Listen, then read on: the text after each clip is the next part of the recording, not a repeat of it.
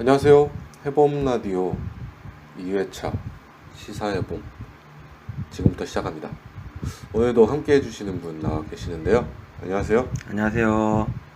안녕하세요. 자기소개 한번 해주세요. 네, 안녕하세요. 고양시 사는 꿈꾸는 샐러리맨 서영준입니다.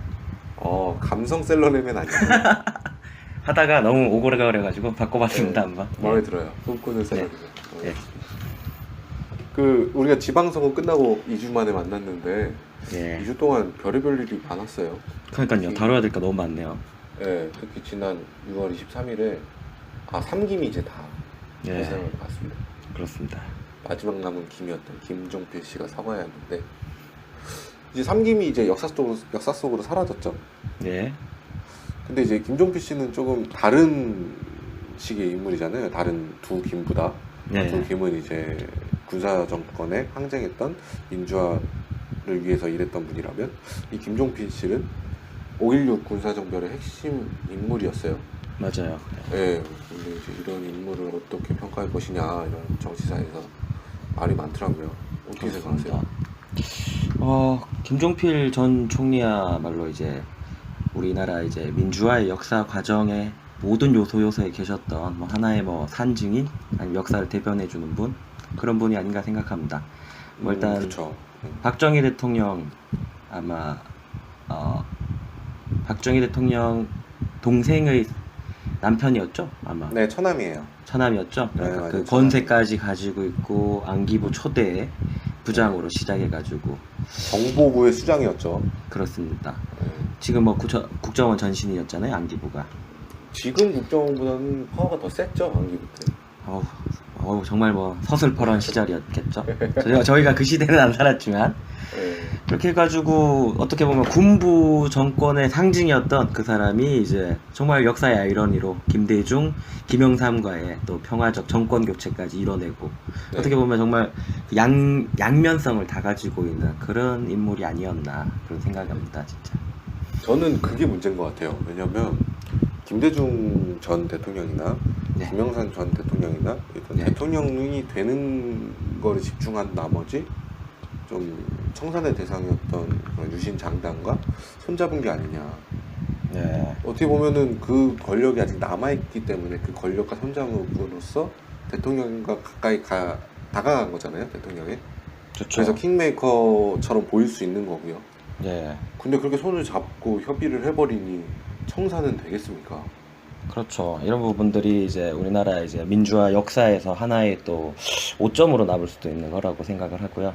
네. 정말 하나의 이제 군부 정권과의 절연을 그때 한다고 하는 큰 결단이 필요했다면은 네네. 이런 하나의 이런 뭐랄까요 하나의 야합이라고도 할 수 있었잖아요. 그런 것들이. 그럼 만약 김대중 대통령이 전 예. 대통령이 김종필 당시 이제 총재랑 네. 이제 힘을 합치지 않았다면 네. 선거에서 졌을 수도 있었겠네요. 그렇습니다. 이건 역사이라서 가정이라는 게 존재할 수는 없을 거라고 생각하지만은 네. 그 당시 선거 구도 자체가 손을 잡기에는 어려운 구도였기도 하니까. 네네.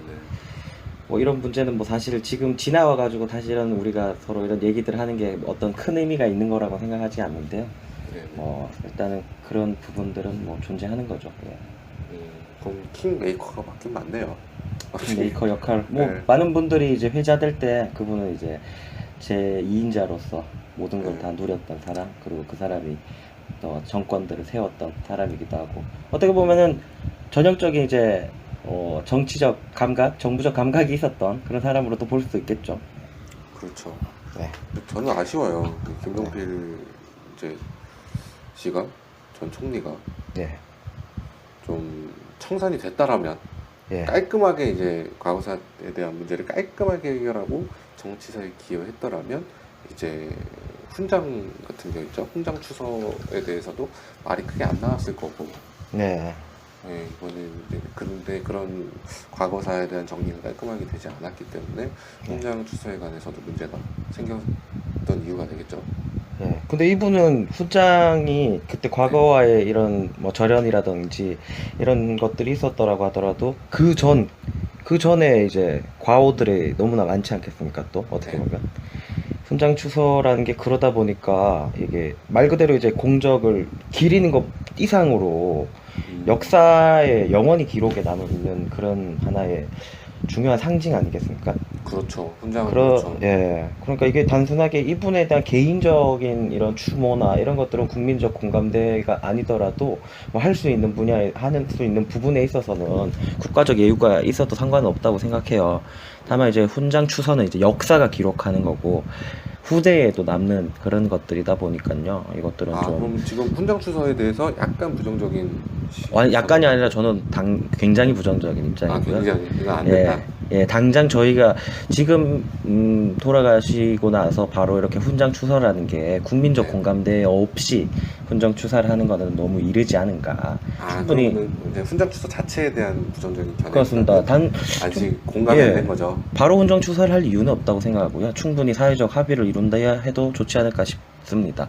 따져보면은 저희가 한국에서 국가유공자 하나 지정받는 것도 정말 네. 수많은 과정들이 필요한데 그런가요? 제가 그쪽은 잘 예, 몰라서. 실제로 국가유공자 그리고 독립유공자들 네. 지금 또 독립유공자 자손들이 인정을 받지 못해가지고 아직도 기초수급을 받고 있거나 설사 받았던 분들 역시도 그런 대우들이 네. 온당치 못한 현실에서 이런 분에게 급하게 훈장 추서를 할 이유가 있을까요? 국민적 공감대가 전혀 이루어지지 않은 이런 훈장 추서는 지금 당장 하기에는 좀 이른 감이 있다. 저는 사회적 합의가 있었으면 좋겠다. 그런 생각입니다. 근데 이제 합의가 안 될 수도 있는 거잖아요. 합의 도출이 잘 안 될 수도 있는 거고. 저는 그러니까 이런 거라고 생각하죠. 분명하게 이분은 공과가 있는 분이기 때문에 네. 합의가 쉽게 도출되진 않을 거라고 생각합니다. 네. 하지만은 이거야말로 그렇다고 해서 합의가 나오기 어려운 걸 가지고 밀어붙이는 것도 옳지 않죠. 지난 그렇죠. 정권에서 위안부 합의를 그렇게 졸속으로 이끌어내서 받았던 국민들의 스트레스와 국민들 이후 위안부 실질적 피해자들이 가졌던 상처들에 대해서는 어떻게 생각할 수 있을까요? 그런 거기 때문에 훈장 추서에 있어가지고는 되게 굉장히 꼼꼼하고 굉장히 주의 깊게 좀 사려 깊게 했으면 좋겠다. 그게 제 마음입니다. 맞습니다. 좋은 얘기인 것 같고요. 근데 이제 제가 보기에는 저는 이제 군사정권에 대한 공과 과는 네. 좀 다른 성격이라고 생각해요. 공이 네. 이만큼 크기 때문에 과를 뭐 감안해 줄 수 있다. 혹은 과가 너무 크기 때문에 공이 있어도 안 된다. 네. 이거보다는 공은 네. 공대로 과는 네. 과대로 따로 분류하고 평가를 해야 되지 않나? 그러니까 이게 문제인 거죠. 그렇죠. 좋은 얘기신데 공은 분명히 존재하는 게 이제 민주화를 이끌어내는 부분이 있다는 게 공이라고 한다면은 안기부장으로 있었고 군사 정권에 부역을 했던 그 혐의들은 과가 되지 않겠습니까? 과죠. 그게 전혀 다른 거잖아요. 그렇습니다. 근데 이제 같이 볼 수가 없는 문제. 그렇죠. 여기에서 근데 또 문제는 이제 과에 대한 평가가 또 이루어지기가 어려운 상황입니다. 이미 사자이기 때문에 형사상 책임을 이제 물을 수도 없는 거고요. 이미 지나간 분은 이제 역사적 판단만이 남아 있습니다. 과에 대해서는. 명예적으로 그렇죠. 그렇습니다. 해야 되는데 이제 훈장 그렇죠. 추서는 그렇습니다. 명예적으로 공을 취하는 거잖아요. 그러니까요. 그러니까 이제 과에 대한 평가를 역사적으로 판단도 아직 되지 않은 상태에 공부터 바로 바라본다는 것 자체가 역사를 오인할 수 있는 그런 오해도 줄 수 있지 않을까 그런 생각이죠. 그렇죠. 예. 그래서 조금은 좀 이제 좀 이게 긴 호흡으로 바라볼 필요가 있다고 생각해요. 당장 훈장 추서하는 게 과연 어떤 의미가 있을까요? 사자에 이벤트성이 대해서. 크다고 보여 저는. 그러니까 이건 뭐 국민 화해의 관점에서 정무적 판단을 했다고 저는 생각할 수밖에 없는 것 같고요. 다만 분명한 건 분명하게 김종필 고 김종필 전 총리에 의해서 상처받은 수많은 분들도 아직까지 살아계시다는 거 명심을 꼭 했으면 좋겠습니다. 맞습니다. 좋은 얘기인 것 같고요. 어쨌거나 김종필 전 총리는 현대사에서 큰 인물이었던 거는 맞고요. 100% 동의하죠. 예. 대단하신 분이죠. 이분의 기획력 그리고 여러 가지 행적들에 있어서 공에 있어서 인정되는 부분이 많고 군사정권 시절에 과에 있어서도 굉장히 평가받아야 될 것도 많고 근데 저희는 잊지 말아야 될 건 그런 것 같아요. 훈장 추서도 중요하고 다 중요한데 있는 사실 그대로의 역사를 그대로 후대에 전달을 해서 이제 후대에서 평가를 하는 거죠. 맞습니다. 역사는 그렇죠. 살아있는 거잖아요. 계속 바뀔 수 있는 거잖아요. 역사가 왜곡되지 않고 이제 바뀌지 않았으면 하는 게 훈장 추서보다 더 중요한 게 아닌가. 싶습니다. 네. 아, 좋은 정리세요. 근데 훈장 추서가 되면 역사가 왜곡될 수가 있겠어요? 전 충분히 이분 훈장 가능하다고 받았다 보죠. 이러면. 네. 이분의 왜냐면 훈장 하나로 이분의 공에 대해서만 역사서에 기재될 수도 있잖아요. 맞아요. 과에 그런 대한 게 위험한 내용들이 거죠. 소홀히 하게 될 수 있는 맞아요. 그런 우를 범할 수 있죠. 예. 정말 중요한 게 그건 거죠. 맞습니다. 꼼꼼하게 봐주길 바랍니다.